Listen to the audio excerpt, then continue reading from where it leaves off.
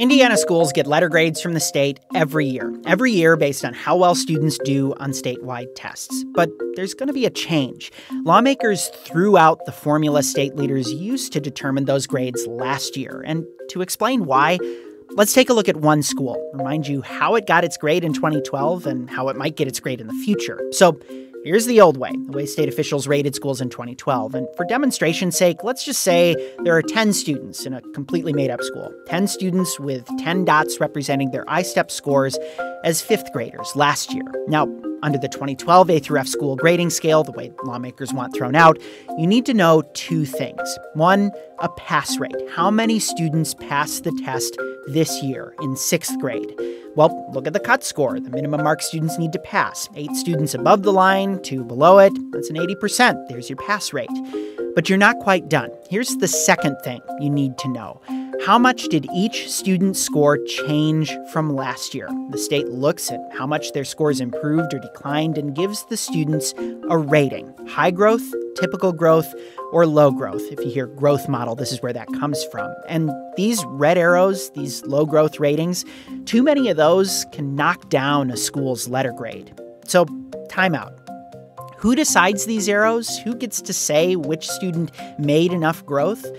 Well, to answer that question, let's focus for a second on this one student, this blue dot, because if you want to understand what has critics so peeved about the A through F grading system in 2012, this is the key. Now, the way this high growth, low growth thing gets decided is this. This one student in this one school scored the same on the I-STEP as a fifth grader as a bunch of other fifth graders in the state, a bunch of other blue dots. So the state bunches them together on the graph and asks this question. How did this group of students who scored similarly as fifth graders do on the test as sixth graders? You compare students to their peers, to other students who scored similarly. Now, the top third of this group is called high growth, the middle third is rated typical growth, and the bottom third, low growth. Now, this is part of what lawmakers wanted to get rid of this session. The law they passed makes these comparisons between individual students impossible. And the argument quite a few of them made was, this is way too complicated. How do you tell a school to use this model to improve their grade? And look at these two students. Why should one school be penalized and the other not?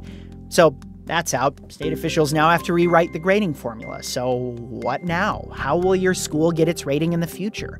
Well, State Superintendent Glenda Ritz has floated another idea. How about instead of comparing students to each other, compare them to the cut score, the passing mark on an exam?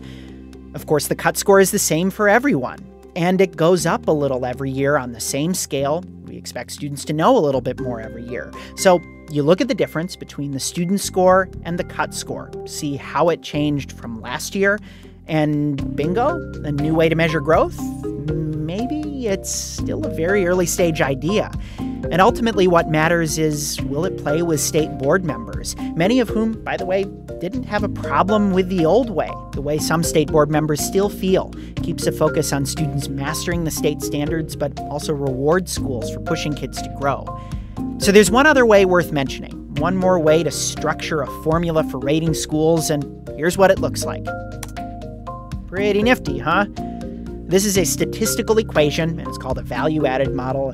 Put away your calculators. I'm not going to make you do math, but suffice it to say, I talked with one of the economists who wrote this, and basically he says this equation makes it so you can compare schools no matter how rich, no matter how poor, no matter what passing rate its students posted last year. The result, this economist says, is a much clearer picture of growth. States like Florida, Rhode Island, and Tennessee use models kind of like this one. But in Indiana, the new state law says the new A through F grading system can't compare students with their peers. If anything, this model relies more on student comparisons. It goes to underline how at this early stage, it's kind of anybody's guess how the state's going to hand out their A through F letter grades this year.